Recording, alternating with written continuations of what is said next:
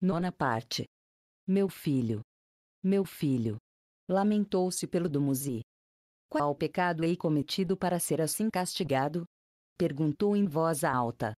Quando vim do Nibiru à terra, aquele cujo lar é águas, era meu nome, com água obtinham sua força de propulsão os carros celestiais, nas águas me mergulhei. Depois, uma avalanche de água varreu a terra, nas águas se afogou meu neto Assar, pelas águas está morto agora meu amado Dumuzi.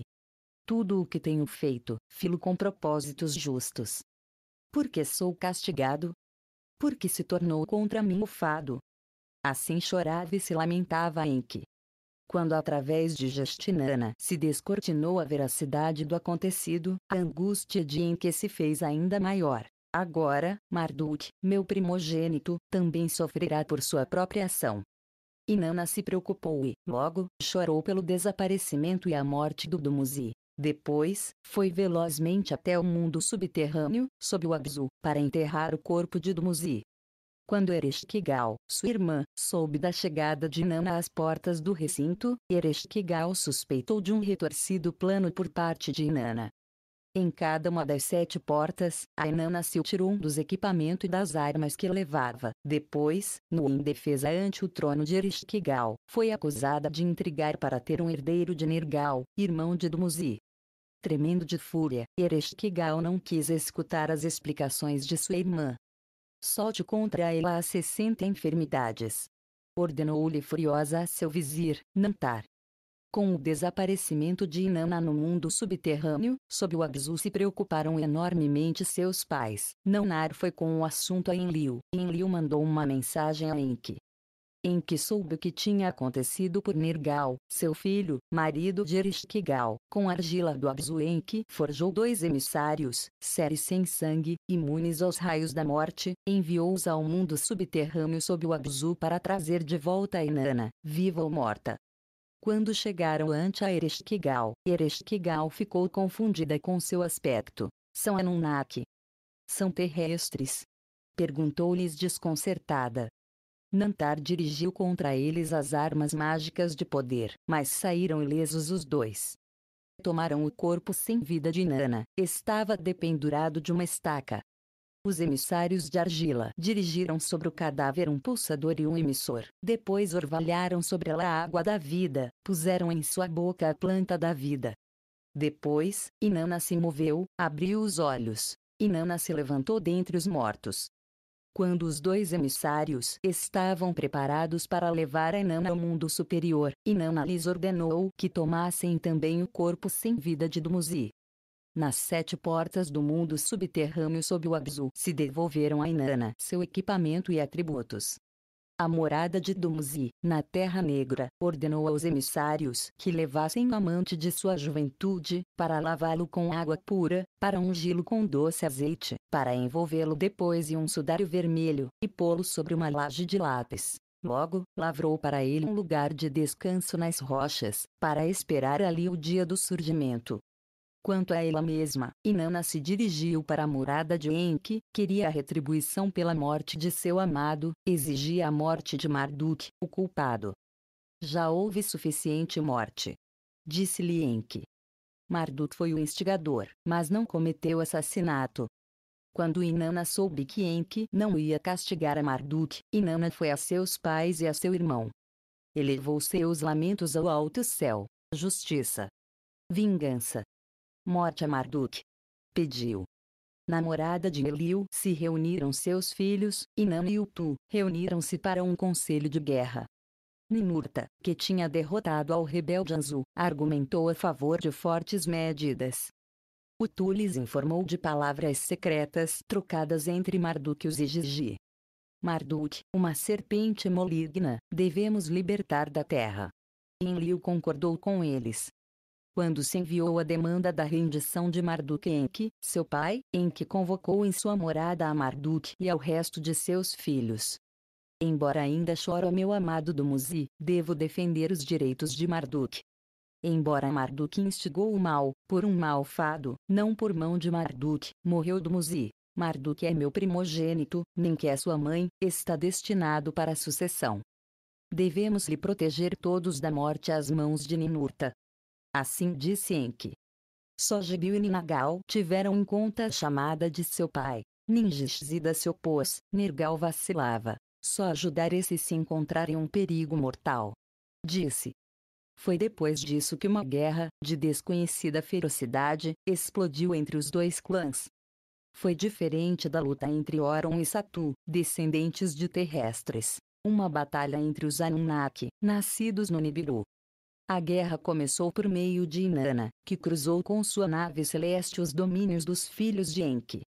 Inanna desafiou a combater a Marduk, perseguiu-lhe até os domínios do Ninagal e do Gibil. Para ajudá-la, Ninurta disparou os raios fulminantes de seu pássaro da tormenta contra as fortalezas do inimigo. Ishkur atacou dos céus com relâmpagos abrasadores e trovões demolidores. No Abzu, varreu os peixes dos rios, dispersou o gado pelos campos. Marduk se retirou para o norte, ao lugar dos montes artificiais. Lhe perseguindo, Ninurta orvalhou com projéteis venenosos as moradas. Com sua arma que despedaça, lhes roubou os sentidos às pessoas daquelas terras. Os canais que levavam as águas do rio se voltaram vermelhos de sangue. Os resplendores do Ishkur convertiam a escuridão das noites em dias chamejantes. Enquanto as devastadoras batalhas avançavam para o norte, Marduk se hospedou no mesmo Ekur. Gibil desenhou um escudo invisível para este. Nergal elevou até o céu seu olho que todo vê. Inanna atacou o lugar escondido com uma arma de brilhantismo, dirigida com um corno. Oron chegou para defender a seu avô. O brilhantismo lhe danificou o olho direito.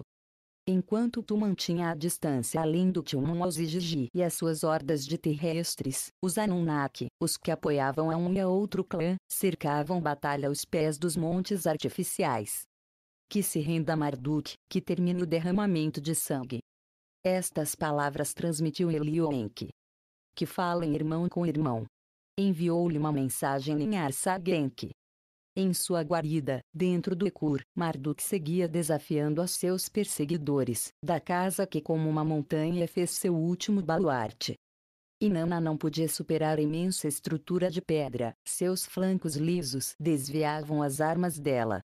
Depois, Ninurta se inteirou de que havia uma entrada secreta, encontrou uma pedra giratória no lado norte. Ninurta atravessou um escuro corredor, chegou à grande galeria, sua abóbada reluzia como um arco-íris com as multicoloridas emissões dos cristais. No interior, alertado pela intrusão, Marduk esperava Ninurta com as armas dispostas. Respondendo com armas, destroçando os maravilhosos cristais, Ninurta seguiu subindo pela galeria. Marduk se retirou até a câmara superior, até o lugar da grande pedra que pulsa. Em sua entrada, Marduk baixou os fechamentos de pedras descendentes, que impediam qualquer entrada. Inanna e Ishkur seguiram a Ninurta ao interior do Ekur. Ficaram a pensar o que podiam fazer. Que a hermética câmara oculta seja o ataúde de pedra de Marduk. Disse Ishkur. Ishkur prestou atenção aos 3 blocos de pedra, dispostos para deslizar-se para baixo. Que morra lentamente, sendo enterrado vivo, seja a sentença do Marduk. Inanna deu seu consentimento. Ao final da galeria, soltaram os 3 os blocos de pedra, cada um deles fez descender uma pedra para tapar, para encerrar a Marduk como em uma tumba. Vem agora o relato de como Marduk foi salvo e partiu para o exílio, e de como se desmantelou o Ekur e se reorganizou o senhorio sobre as terras.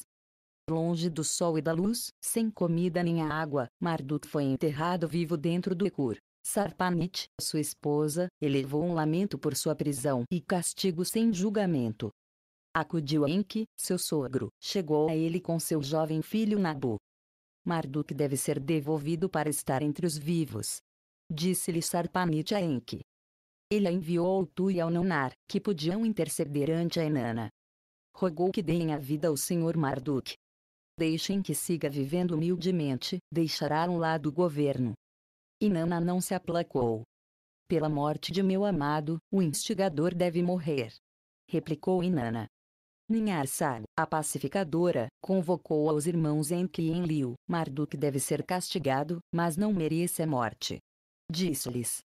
Viva Marduk no exílio, que entregue a Ninurta a sucessão na terra.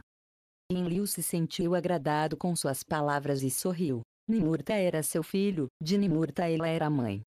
Se entre sucessão e vida tenho que escolher, o que posso eu, um pai, dizer? Assim respondeu Enki, com o coração doído. Em minhas terras se estendeu a desolação, a guerra deve terminar, pelo Dumuzi ainda estou de luto. Que Marduk viva no exílio. Se a paz deve voltar e Marduk viver, temos que chegar a acordos vinculantes. Disse Enlil a Enki. Todas as instalações que enlaçam céu e terra se devem confiar só a minhas mãos, o senhorio sobre a terra dos dois estreitos deve dar-lhe a outro de seus filhos. Os Igigi que seguem a Marduk devem renunciar ao lugar de aterrissagem e abandoná-lo, na terra sem retorno, não habitada por nenhum descendente dos Yesudra, deve exilar-se Marduk. Assim se declarou Enlil, energicamente, pretendendo ser o principal entre os irmãos. Enki reconheceu em seu coração a mão do fado. Assim seja. Disse inclinando a cabeça. Só Ningishzida conhece as vísceras do Ekur. Que ele seja o senhor de suas terras.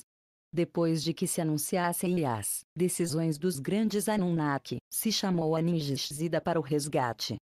Seu desafio era como tirar Marduk das vísceras seladas pelos blocos. Para liberar ao que vivo está enterrado, deram-lhe uma tarefa inconcebível. Ningishzida contemplou os planos secretos do Ekur, planejou como evitar os bloqueios. Marduk será resgatado através de uma abertura superior cinzelada. Eles disse aos líderes. No lugar que eu lhes mostre, esculpirão uma entrada nas pedras, de ali, um sinuoso passadiço lhes levará para cima, criando um conduto de resgate. Atravessando vãos ocultos prosseguirão até o centro do Ekur, no vórtice dos vãos, através das pedras se abrirão passo. Abrirão uma entrada até o interior, evitando assim os bloqueios. Continuarão por cima da grande galeria, levantarão os 3 blocos de pedra, e chegarão à câmara superior, a prisão mortal de Marduk. Mais tarde, os Anunnaki, dirigidos por Ningishzida, seguiram o plano esboçado. Com ferramentas que racham as pedras fizeram a abertura, criaram o conduto de resgate, chegaram ao interior do monte artificial, abriram uma saída. Evitando os 3 blocos de pedra, chegaram à câmara superior, sobre uma pequena plataforma. Levantaram os restelos. Resgataram a Marduk desacordado. Com cuidado baixaram ao senhor pelo sinuoso conduto, levaram-lhe até o ar fresco. No exterior, Sarpanit e Nabu esperavam ao marido e pai. Foi uma alegre reunião. Quanto a Marduk seu pai Enki transmitiu os términos da liberação, Marduk se enfureceu. Tivesse preferido morrer que renunciar a meu direito de nascimento. Gritou. Sarpanit confiou em seus braços a Nabu. Nós somos parte de seu futuro. Disse-lhe ela brandamente. Marduk se enfureceu, Marduk se humilhou. Rendo-me ante o fado. Disse inaudivelmente. Com Sarpanit com Nabu partiu para uma terra sem retorno, com mulher e filho, foi a uma terra onde se caçam bestas com chifres. Depois da partida de Marduk, Ninurta voltou a entrar no Ekur através do conduto, através de um corredor horizontal foi até a vulva do Ekur. Em sua parede oriental, em um nicho artisticamente lavrada, a pedra do destino emitia uma radiação vermelha. Seu poder me apanha para me matar, com uma atração mortal me subjuga. Gritou Ninurta dentro da câmara. Levem isso. Destruam por completo. Gritou Ninurta a seus tenentes. Retrocedendo seus passos, Ninurta foi através da grande galeria até a câmara mais elevada. Em uma arca cavada pulsava o coração do Ekur. A força de sua rede se potencializava com 5 compartimentos. Ninurta golpeou a arca de pedra com sua vara. Aquela respondeu com uma ressonância. Ninurta ordenou que se tirasse a pedra Guri, que determina as direções. Levou-se até um lugar de sua eleição. Descendo pela grande galeria, Ninurta examinou os 27 pares de cristais de Nibiru. Muitos deles tinham sido machucados em seu combate com Marduk. Alguns tinham sobrevivido intactos à luta. Ninurta ordenou que se tirassem os que estavam inteiros de seus ranhuras, os outros os pulverizou com seu raio. Fora da casa que como uma montanha Ninurta se remontou no céu com seu pássaro negro, prestou atenção à pedra ápice. representava a personificação de seu inimigo. Com suas armas assoltou, até o chão se derrubou, feito em pedaços. Com isto, termina para sempre o temor a Marduk. Declarou Ninurta vitorioso. No campo de batalha, os Anunnaki reunidos anunciaram seus louvores a Ninurta, como o ano parece. Gritaram a seu herói líder. Para substituir incapacitada baliza, se escolheu um monte próximo ao lugar dos carros celestiais, em suas vísceras se colocou os cristais resgatados.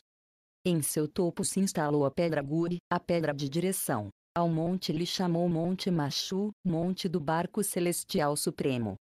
Por então, Enlil convocou a seus 3 filhos. Ninlil e Ninharsag também assistiram. Reuniram-se para confirmar os mandatos sobre as terras de antigamente, para atribuir senhorio sobre as novas terras.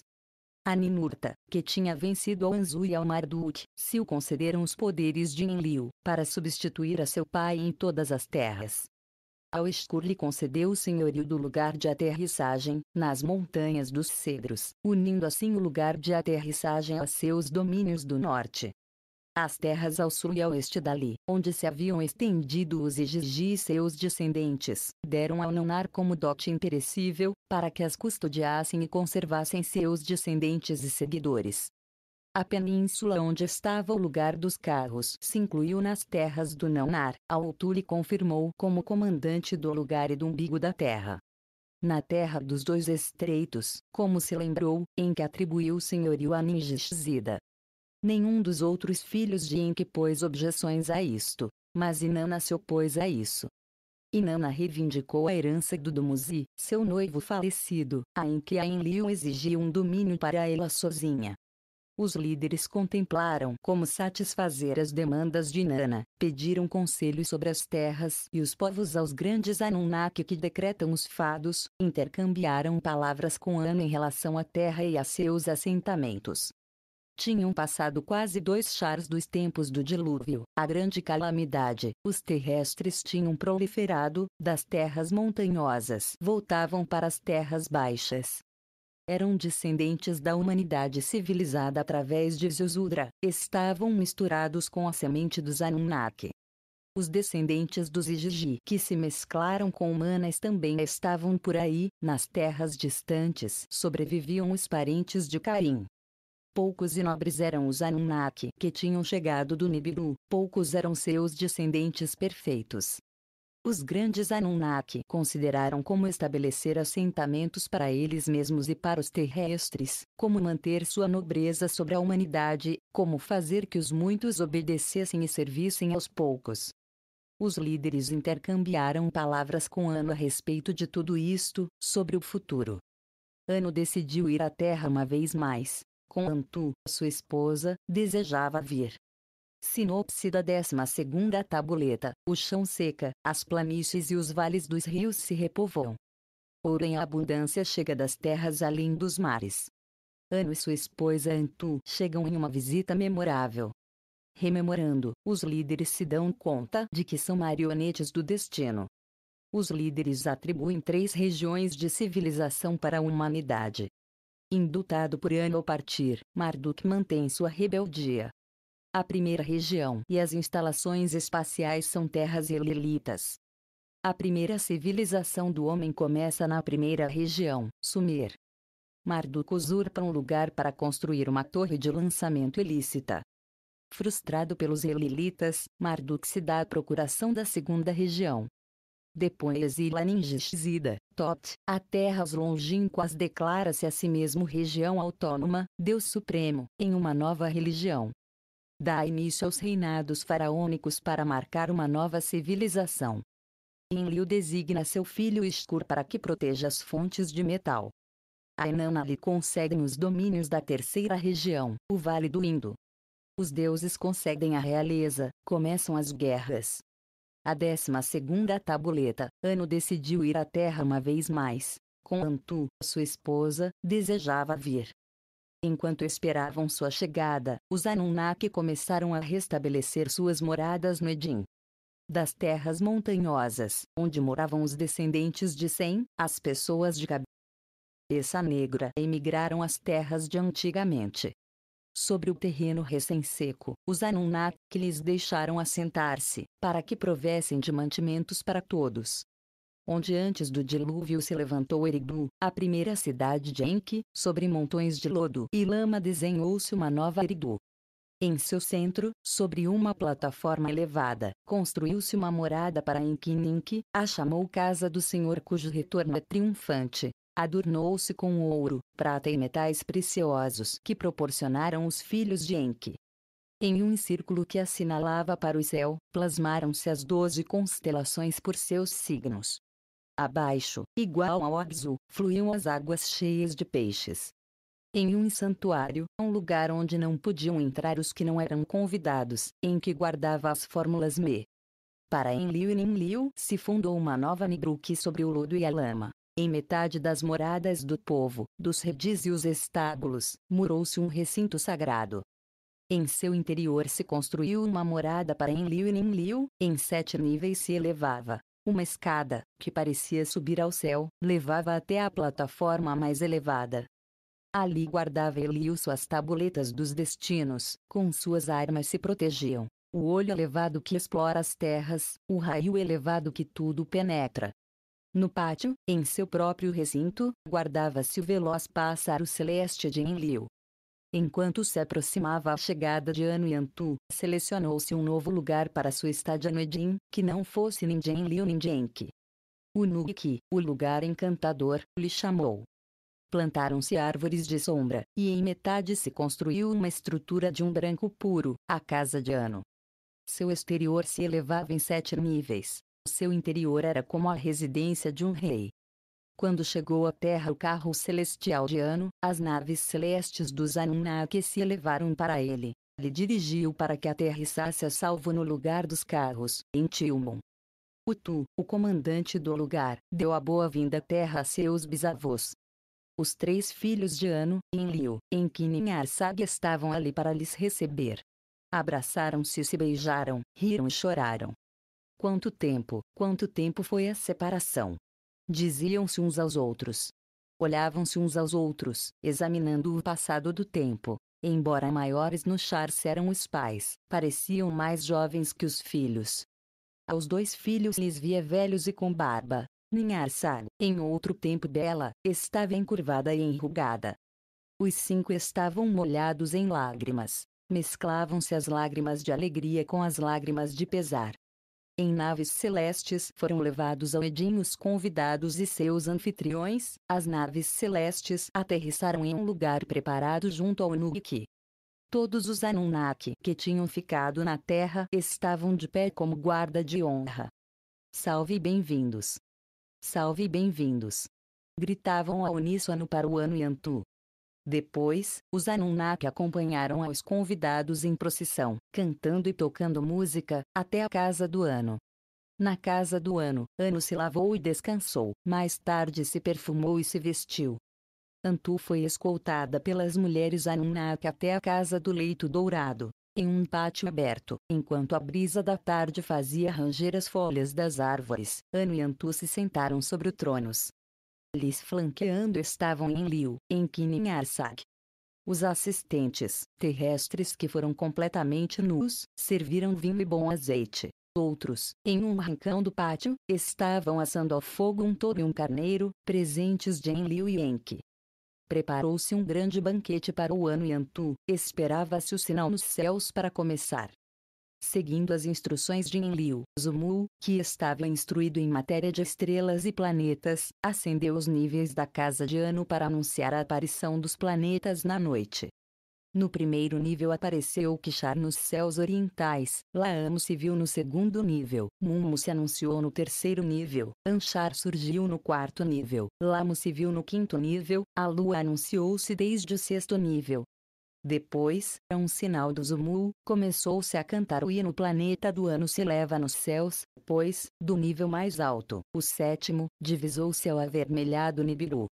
Os Anunnaki davam palmas e dançavam com a música, dançam e cantavam com a música. Cantavam aquele que aumenta em brilho, ao planeta celestial do Senhor Anu. A um sinal se acendeu uma fogueira, vendo-se de lugar em lugar se acenderam mais fogueiras. Antes que terminasse a noite, toda a terra do Edim estava acesa com fogueiras. Depois da comida de carne de touro e carne de carneiro, de pescado e de caça, acompanhada de vinho e cerveja, acompanhou ao Anu e ao Antu as suas dependências para que passassem a noite. Anu e Antu agradeceram a todos os Anunnaki. Durante vários dias e noites da terra, Anu e Antu dormiram. Ao sexto dia, Anu chamou a seus 2 filhos e a sua filha. Escutou os seus relatos do acontecido na terra, soube da paz e da guerra. Anu soube de como os terrestres, que tinham que ter sido aniquilados pelo juramento de Enlil, haviam proliferado de novo. Enlil lhe revelou o descobrimento de ouro na terra além dos oceanos e o lugar do carro que havia ali. Foi então quando Enki contou a seu pai o sonho e a tabuleta de Gaozu. Anu ficou enormemente desconcertado com isto. Nunca enviei à terra um emissário secreto com esse nome. Assim disse Anu aos 3 líderes. Enki e Enlil estavam desconcertados, olharam-se perplexos um ao outro. Por causa de Gaozu se salvaram os Yuzura e a semente de vida. Disse Enki. Devido ao Gaozu nos ficamos na terra. Disse Enlil a seu pai. O dia que voltarem para o Nibiru morrerão, disse-nos Gaozu. Incrédulo disto estava Anu. A mudança de ciclos, certamente, causava estragos, mas se podia curar com elixires. De quem era o emissário Gaozu, se não era teu? Disseram ao uníssono Enki e Enlil. Quem tinha querido salvar aos terrestres, quem fez que ficássemos na terra? Ninharsag moveu a cabeça lentamente. Gaozu apareceu pelo Criador de tudo. A criação dos terrestres também estava destinada, disso devo me maravilhar. Durante um momento guardaram silêncio os 4. Cada um rememorou em seu coração acontecimentos do passado. Enquanto nós decretávamos fados, a mão do destino dirigia cada passo. Assim disse Anu. A vontade do Criador de tudo é evidente. Na Terra e para os terrestres, só emissários somos. A Terra pertence aos terrestres, nos utilizou para preservá-los e para lhes fazer avançar. Se essa for nossa missão aqui, atuemos de acordo com isso. Assim disse Enki. Os grandes Anunnaki que decretam os fados intercambiaram conselhos no referente às terras. Os grandes Anunnaki decidiram criar regiões civilizadas, para proporcionar nelas conhecimentos à humanidade. Fundar cidades de homem, criar nelas recintos sagrados como morada para os Anunnaki. Estabelecer a realeza na terra, igual no Nibiru, dar coroa e cetro a um homem escolhido. Transmitir através dele a palavra dos Anunnaki ao povo, fazer cumprir o trabalho e a destreza, estabelecer nos recintos sagrados um sacerdócio, para servir e dar culto aos Anunnaki como senhores nobres. Ensinar os conhecimentos secretos, transmitir a civilização à humanidade. Os Anunnaki resolveram criar 4 regiões, 3 para a humanidade, uma restringida. Estabelecer a primeira região na antiga terra do Edim, sob o domínio de Enlil e seus filhos, para seguir depois com a segunda região na terra dos 2 estreitos, para que dirigissem Enki e seus filhos. A terceira região concedeu a Inanna em uma terra distante, para que não se mesclasse com as outras 2. A quarta região, consagrada só para os Anunnaki, seria a península do lugar dos carros.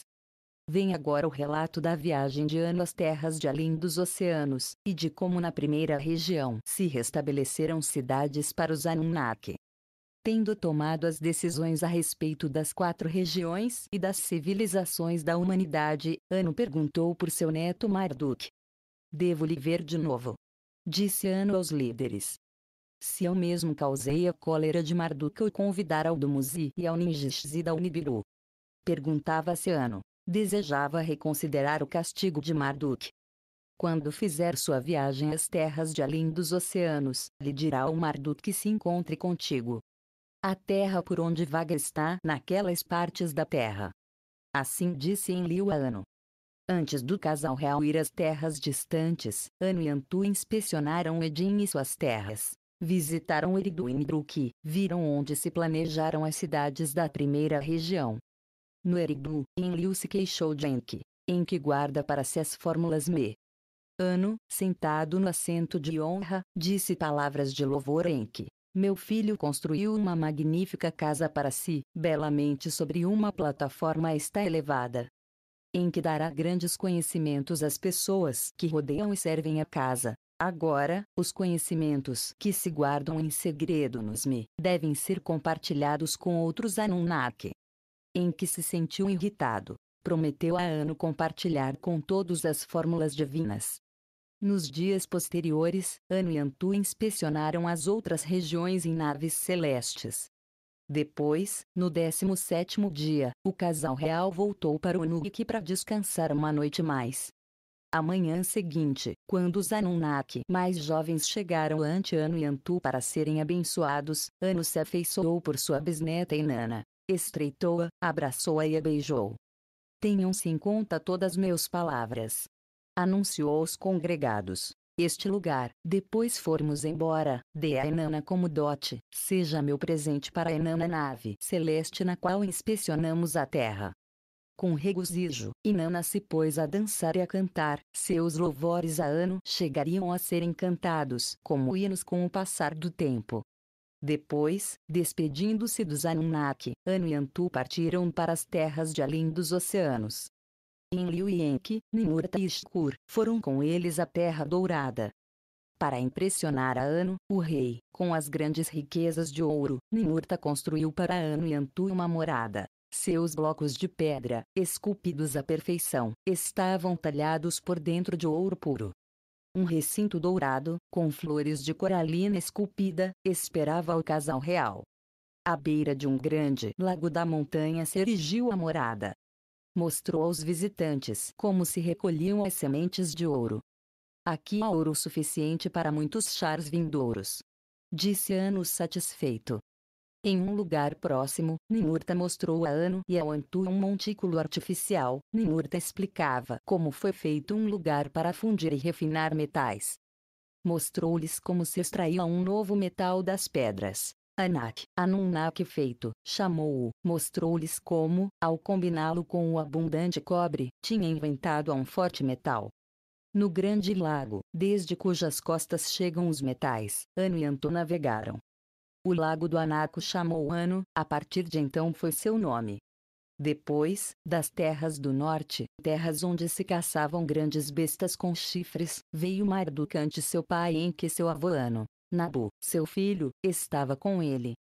Quando Enki perguntou por Sarpanit, Marduk lhes falou com pesar de sua morte. Agora, só Nabu fica comigo, disse Marduk a seu pai e a seu avô. Anu estreitou contra seu peito a Marduk. O suficiente foste castigado, disse-lhe, pondo a mão direita na cabeça do Marduk. Anu benzeu ao Marduk para ser perdoado. Do lugar dourado, acima nas montanhas, todos os que se reuniram foram até a planície de baixo. Ali, estendendo-se até o horizonte, Ninurta tinha preparado um novo lugar para os carros. O carro celestial de Anu e Antu estava ali preparado, carregado até os batentes de ouro. Quando chegou a hora de partir, Anu disse a seus filhos palavras de despedida e de orientação. Seja o que o destino pretende da terra e dos terrestres, deixem que assim seja. Se o homem, e não os Anunnaki, está destinado a herdar a terra, ajudemos ao destino. Deem o conhecimento à humanidade, lhes ensinem até certa medida os segredos do céu e da terra, lhes ensinem leis de justiça e retidão. Estas instruções deu, fraternalmente, Anu a seus filhos. Uma vez mais se estreitaram, abraçaram-se e se beijaram, e do novo lugar dos carros Anu e Antu partiram para o Nibiru. O primeiro em romper o pesaroso silêncio foi Marduk. Suas palavras levavam ira. O que é este novo lugar dos carros celestiais? Exigiu uma explicação de outros. O que ocorreu depois de meu exílio sem meu conhecimento? Quando Enki lhe falou com Marduk das decisões das 4 regiões, a fúria de Marduk não conheceu limites. Porque tem que ter Inanna, causador da morte de Dumuzi, sua própria região. As decisões foram tomadas, não se podem alterar. Assim lhe disse Enlil a Marduk. Voltaram para o Edim e as terras adjacentes em naves celestes separadas. Pressentindo problemas, Enlil deu instruções ao Ishkur para que ficasse atrás, para vigiar o ouro. Para comemorar a visita do ano, introduziu-se uma nova conta do passo do tempo, por anos da Terra, não pelo Charles do Nibiru, para contar o que acontecesse na Terra. Na Era do Touro, dedicada ao Enlil, começou a conta de anos da Terra. Quando os líderes retornaram ao Edim, o lugar da primeira região civilizada, os Anunnaki ensinaram aos terrestres como fazer tijolos com o barro, para com eles construir cidades. Mas onde uma vez só se levantaram as cidades dos Anunnaki, levantaram-se agora as cidades tanto para eles como para os terrestres. Nas novas cidades se consagraram recintos sagrados para os grandes Anunnaki. Nelas, proporcionou aos Anunnaki nobres moradas, as que a humanidade chamou templos. Neles, servia-se e se dava culto aos Anunnaki como senhores nobres, lhes honrava com fila números, a linha sucessória e a humanidade fizeram saber. Anu, o celestial, tinha a fila de 60, ao Enlil lhe deu a fila de 50, a Ninurta, seu filho principal, Enlil lhe concedeu a mesma fila. O seguinte na sucessão era o senhor Enki, sustentava a fila de 40. Ao Naunar, o filho do Enlil e Enlil, lhe atribuiu a fila de 30. A seu filho e sucessor, Utu, tocou-lhe a fila de 20. Ao resto dos filhos dos líderes Anunnaki lhes concedeu o rango número de 10. As filas dos 5 se compartilharam entre as mulheres Anunnaki e as esposas.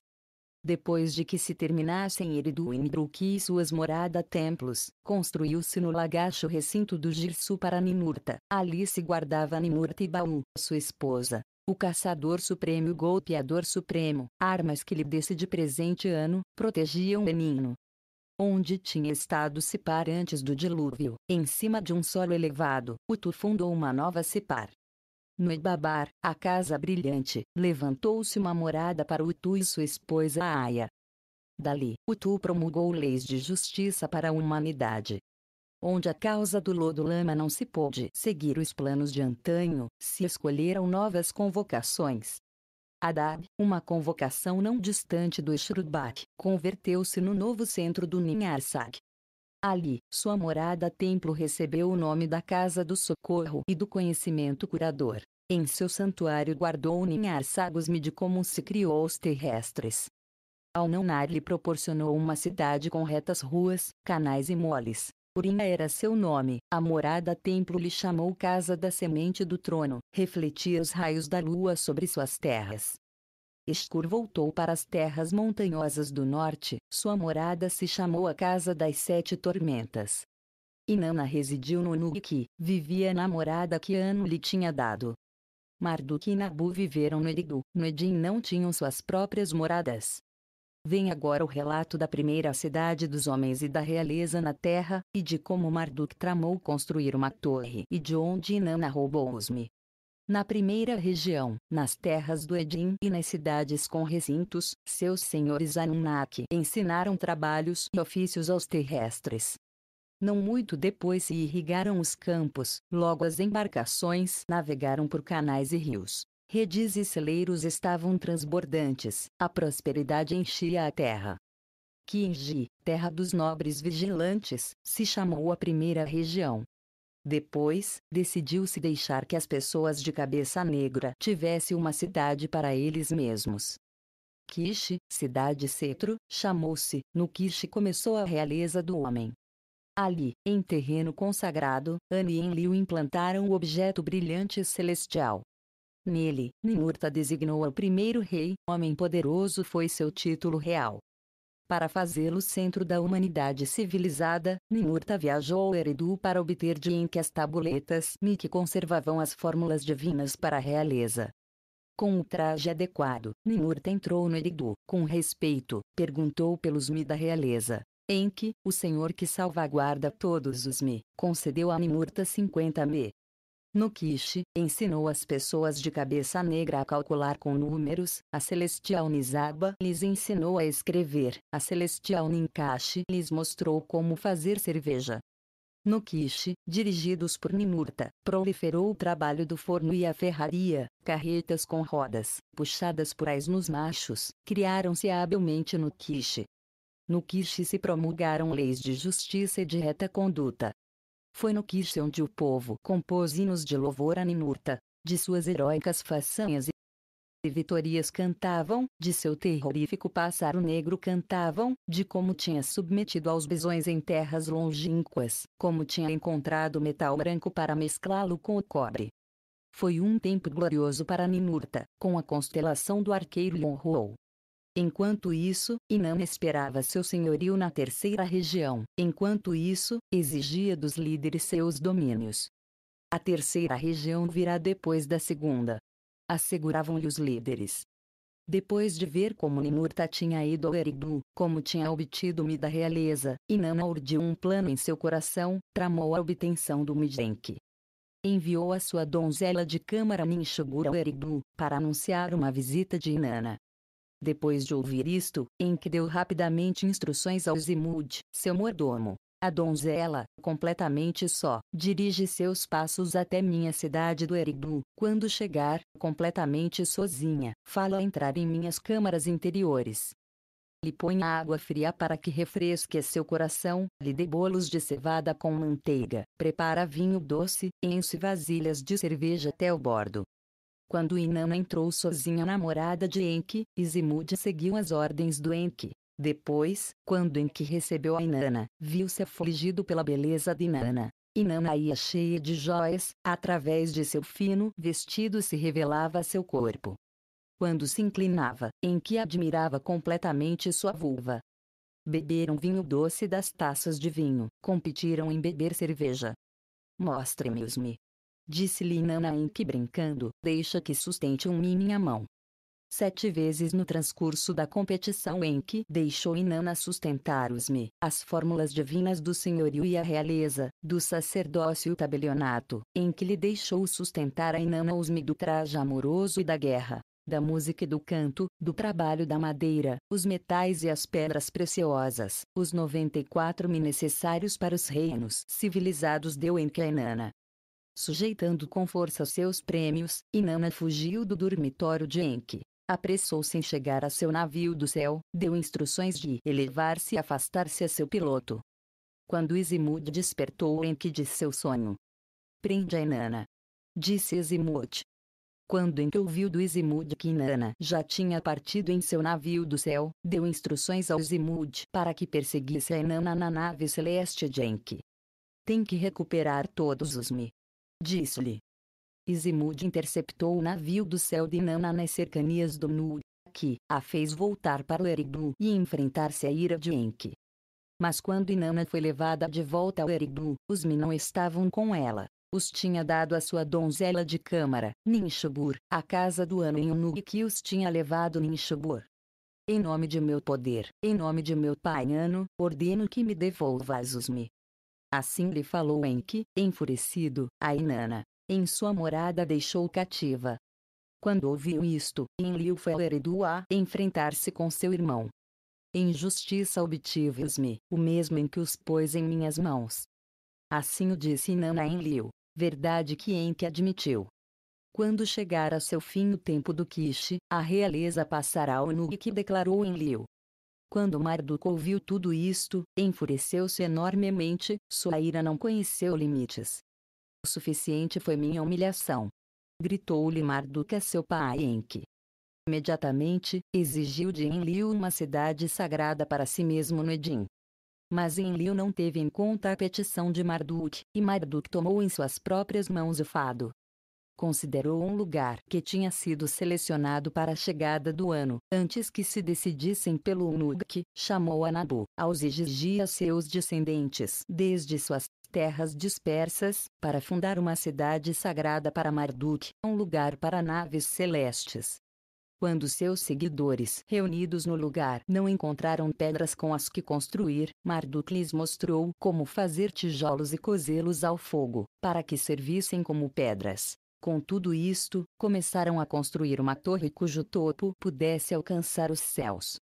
Enlil se apressou em ir ao lugar para frustrar o plano, tentou aplacar a Marduk com palavras de calma, mas não conseguiu deter o Marduk e ao Nabu em sua empresa. Enlil reuniu a seus filhos e netos no Nidruk. Consideraram todos o que podiam fazer. Marduk está construindo um pórtico ao céu não permitido, o está confiando aos terrestres. Assim disse Enlil a seus filhos e netos. Se permitirmos que isto ocorra, nada de quanto se propõe à humanidade deixará de alcançá-lo. Terá que deter este malvado plano. Disse Ninurta. Todos concordaram nisso. Era de noite quando, desde Nibruki, chegaram os Anunnaki em Lilitas, desde suas naves celestes deixaram cair sobre a torre em construção fogo e enxofre. A torre e a todo o acampamento deram fim por completo.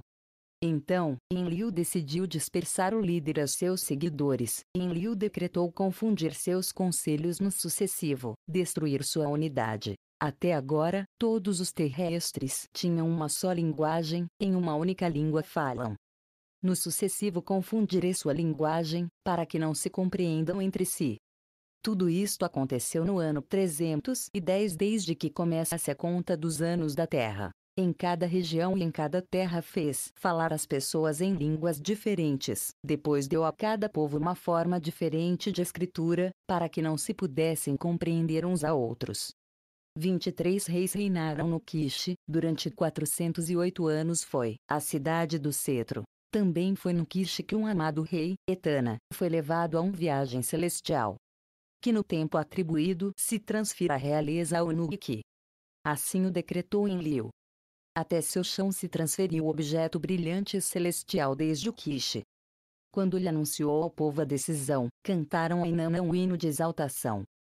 Dama dos Mi, reina, brilhante e resplandecente, justa, vestida radiante, amada do céu e a terra. Pelo amor do ano consagrada, portadora de grandes adorações, 7 vezes obteve os Mi, em sua mão os sustenta. Destinados para a tiara da realeza, adequados para o supremo sacerdócio, dama dos grandes Me, deles é a guardiã. No ano 409 desde que começou a conta dos anos da Terra, se transferiu ao Nuki a realeza da primeira região. Seu primeiro rei foi o supremo sacerdote da morada do templo de Ana, filho de Utuera.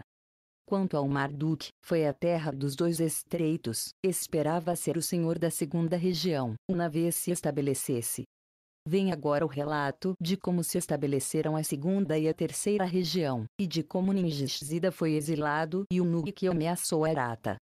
Quando Marduk, depois de uma larga ausência, voltou para a terra dos dois estreitos, encontrou ali a Ningishzida como seu senhor. Seu nobre senhor era Ningishzida.